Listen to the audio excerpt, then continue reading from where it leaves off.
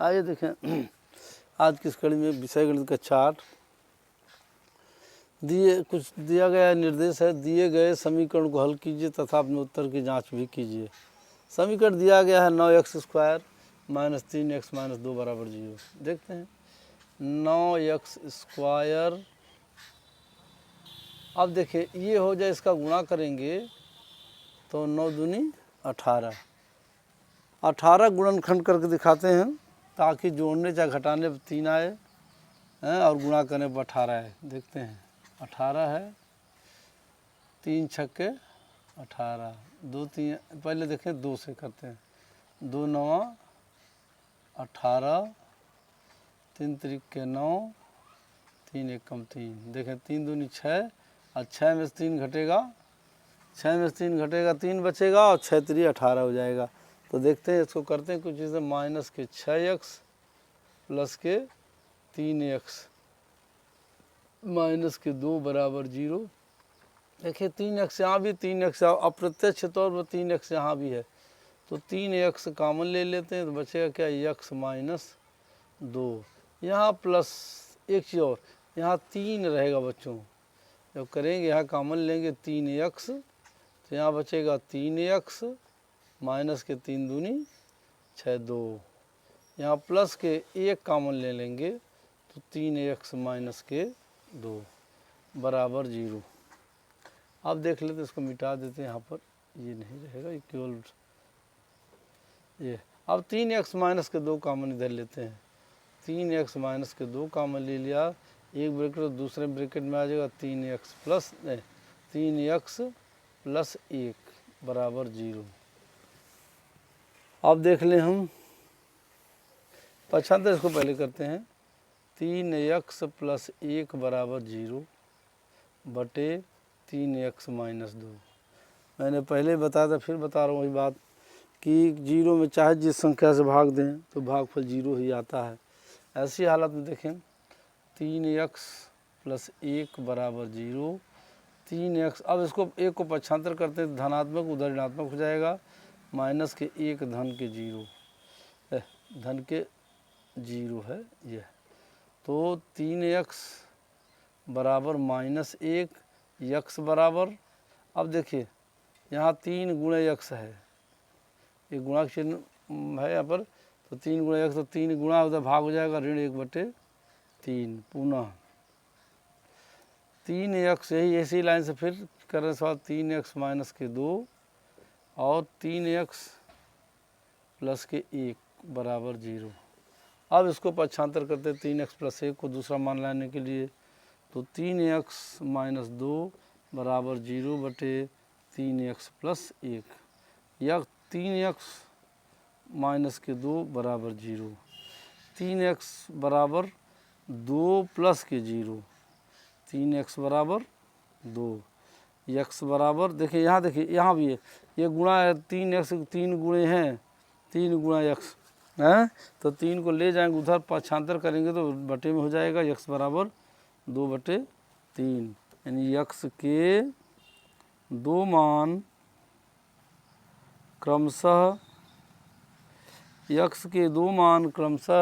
ऋण 2/3 तथा ऋण 1/3 है। अब देखो उत्तर की जांच भी करने लगे हैं हम लोग। उत्तर की जांच करते हैं हम लोग, देखते हैं।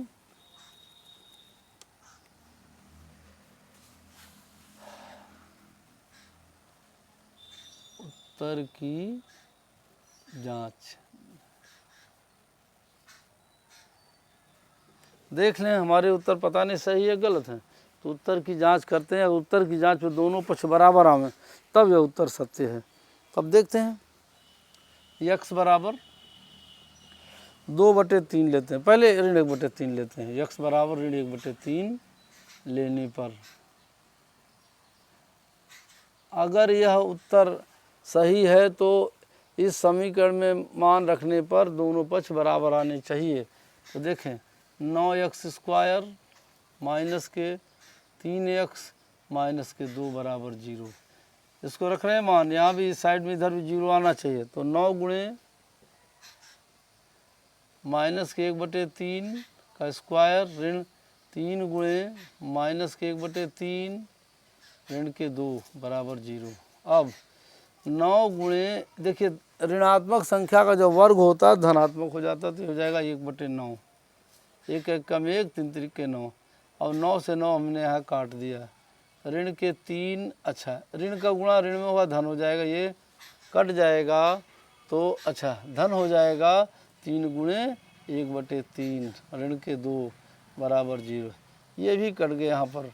अब हो गया 1 धन 1 ऋण 2 बराबर 0, 1 1 होगा क्या 2 ऋण 2 बराबर 0, यानी 0 बराबर 0, यानी कि पहला उत्तर ये वाला उत्तर सही है। अब दूसरे उत्तर की जांच कर रहे हैं, पुनः 2 उत्तर आया ना, एक ये आया, एक ये आया, 1/3 आया, एक 2/3 आया। अब x बराबर 2/3 रखने पर जरूरी है नहीं कि दोनों पक्ष में 0 ही आए, कुछ भी आए लेकिन दोनों पक्ष में बराबर आए, एक संख्या एक मान आना चाहिए। तो देख लेते हैं, अब x और 2/3 रख रहे हैं, तो 9x स्क्वायर माइनस के 3x माइनस के 2 बराबर 0। इस हिसाब से यहाँ भी इधर भी 0 आना चाहिए, इधर 0 तो बराबर के हमारे दाहिने साइड 0 तो है ही, इधर भी 0 आना चाहिए। तो देख लेते हैं, 9 गुणे x के स्थान पर 2/3 रख रहे हैं, 2/3 का होल स्क्वायर, यहाँ गुणे का चिन्ह लगा दें हम, ऋण 3 गुणे 2/3 ऋण 2 बराबर 0। अब 9 गुणे, देखिए 2 दूनी 4, 4/3 ऋण। अब देख लेते हैं, यहाँ पर इस 3 को काट लेते हैं यहाँ पर, तो अच्छा ऋण 2 बराबर 0।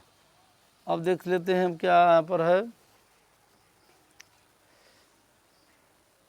तो देखिए 4/3 3 के 9 होगा बच्चों, यहाँ देखिए ये भी इसका भी तो वर्ग होगा ना, 3 3 के 9, 9 से 9 काट दिया, 4 ऋण 2 2 4 बराबर 0, यानी 0 बराबर 0। अब देखें दोनों पक्ष बराबर हैं, यहाँ पर दोनों पक्ष बराबर, दोनों साइड में 0 आ गया, यहाँ भी दोनों पक्ष बराबर, अतः बराबर, अतः यह उत्तर सर्वथा सत्य है। ये बच्चा उत्तर सत्य हो गया।